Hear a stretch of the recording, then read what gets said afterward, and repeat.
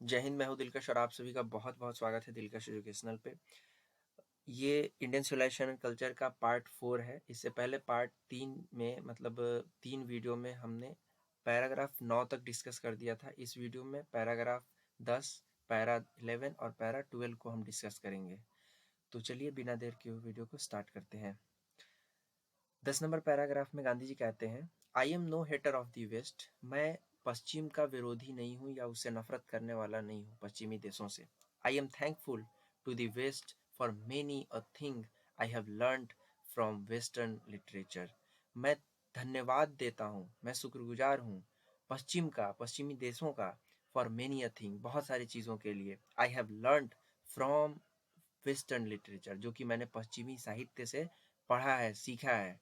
उस चीज़ के लिए मैं क्या हूँ, शुक्रगुजार हूँ पश्चिमी देशों का। मैं उसका विरोधी नहीं हूँ या फिर मैं उससे नफरत करने वाला नहीं हूँ। बट लेकिन I am thankful to modern civilisation, लेकिन मैं मॉडर्न सिविलाइजेशन का, आधुनिक सभ्यता का शुक्रगुजार हूँ फॉर टीचिंग मी, मुझे सिखाने के लिए, दैट कि if I want India to rise to its fullest height, कि यदि मैं भारत को इसके सर्वोच्च ऊंचाई पर लेके जाना चाहता हूँ, उठाना चाहता हूँ, I must tell my countryman frankly that, मुझे अपने कंट्री के लोगों से, अपने देश के लोगों से, अपनी देश की जनता से यह अवश्य कह देना चाहिए, फ्रैंकली, फ्रैंक होके, दैट की, फ्रैंकली का मतलब यहाँ पे स्पष्टता हो जाएगा, ठीक है।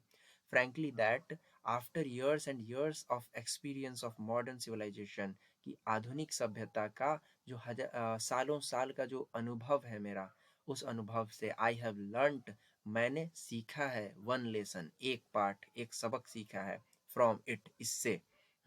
एंड और दैट इज दैट, और वह सबक यह है कि we must shun it at all cost. यहाँ पे सन का मतलब क्या होता है, बहिष्कार कर रहा है, ठीक है, किसी चीज का बायकॉट कर देना। जैसे कि असहयोग आंदोलन हुआ था, गांधी जी ने जो असहयोग आंदोलन, खिलाफत आंदोलन चला था, तो उस टाइम हुआ था ना, वो उसी से रिलेटेड है, ठीक है। तो यहाँ पे ये क्या कह रहे हैं Gandhi ji, I have learned one lesson from it and that is that, मैंने इससे एक लेसन सीखा है और वह लेसन यह है कि we must shun it at all cost. All at all cost का मतलब होता है हर एक कीमत पर, ठीक है।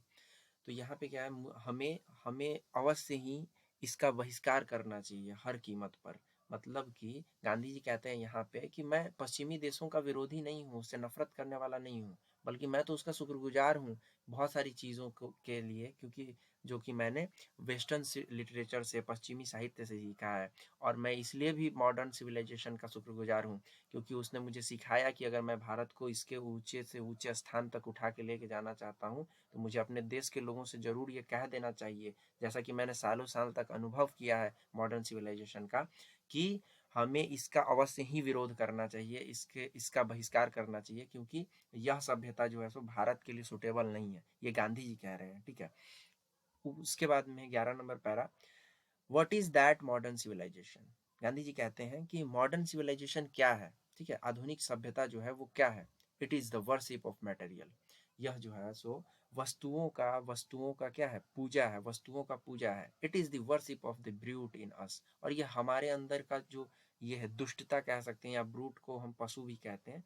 तो जो पशु नहीं, ब्रूट का मतलब ये होगा जैसे ब्रूटल पीपल, मतलब ऐसे लोग जिनके अंदर पशु के समान ये हो, बहुत ज़्यादा नफरत हो या फिर बहुत ज़्यादा दुष्ट टाइप हो, ठीक है, उन्हें हम ब्रूट कहते हैं। तो यहाँ पे क्या है, it is the worship of the material, कि मॉडर्न सिविलाइजेशन क्या है, तो यह एक पूजा है वस्तुओं की।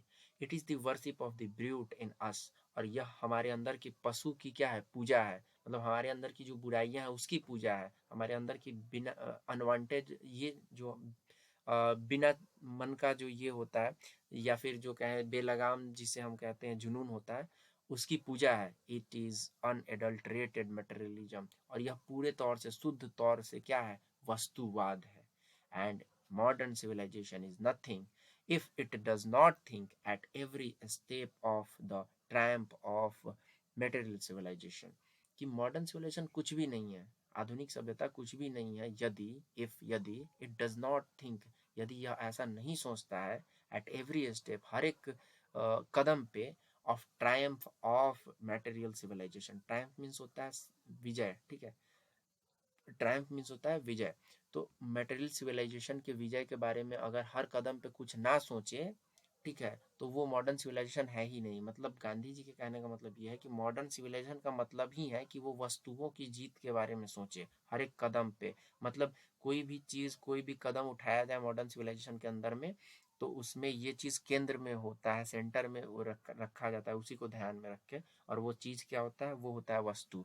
गांधी जी एक्चुअल में क्या करना चाह रहे हैं? भारतीय सभ्यता जो हमारी सभ्यता है उसमें और आधुनिक सभ्यता में अंतर स्पष्ट करना चाह रहे हैं कि भारतीय सभ्यता में कोई भी कदम उठाया जाता है तो नैतिकता को केंद्र में रखा जाता है, ठीक है, एथिक्स को केंद्र में रखा जाता है, जबकि सिद्धांतों को केंद्र में रखा जाता है। जबकि मॉडर्न सिविलाइजेशन के अंदर में क्या किया जाता है?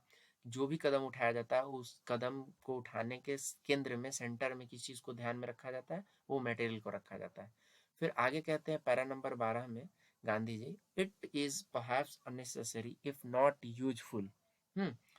यूजलेस यहाँ पे लिखा गया है, ठीक है, मतलब प्रिंट तो किया गया है यूजलेस। तो यहाँ पे क्या होगा? It is perhaps unnecessary it if not useless. तो यहाँ पे हो जाएगा क्या कि यह उपयोगी नहीं है, ठीक है। इट इज परहैप्स अननेसेसरी, यह उपयोगी नहीं है, यह शायद उपयोगी नहीं है। इफ नॉट यूजलेस, अगर यह यूजलेस, इफ नॉट यूजलेस, हाँ, तो यहाँ पे क्या हो जाएगा ना, इफ नॉट यूजफुल, ठीक है। तो यहाँ पे यूजलेस मिसप्रिंट हो सकता है, ठीक है। तो यहाँ पे होगा यदि यह यूज उपयोगी नहीं है, तो इसको, इसका जो है सो ये करना, to weigh the merits of the two civilisation, दो सभ्यताओं का जो मेरिट है, जो भी उसके अनुभव है, ठीक है, उसे क्या करना, उसे आपस में वे करना, तुलना करना, आपस में तुलना करना, ये सही नहीं है, ठीक है, ठीक नहीं है। It is likely that the West has evolved a civilization suited to its climate and surroundings. यह ऐसा है कि, ठीक है, it is likely, यह ऐसा है कि the West has evolved a civilization, कि जो पश्चिम है उसने एक ऐसा सभ्यता इवॉल्व किया है, उभारा है, बनाया है, suited to its climate and surrounding, जो कि इसके जलवायु को और इसके परिवेश को, इसके रहन सहन को क्या करता है? सूट करता है। एंड सिमिलरली, और इसी प्रकार से, we have a civilisation suited to our conditions, और हमारे पास एक सभ्यता है जो कि सुटेड टू आवर कंडीशंस, हमारी स्थिति के अनुरूप है, हमारी स्थिति को मेल खाती है, हमारी स्थिति के को सूट करती है। And both are good in their own respective spheres. Respective spheres का मतलब यहाँ पे होगा, यहाँ पे आदरणीय नहीं हो जाएगा, ठीक है, ये रेस्पेक्टिव मीन्स होगा संबंधित, ठीक है, संबंधित, और स्फेयर्स मीन्स क्षेत्र हो गया, ठीक है।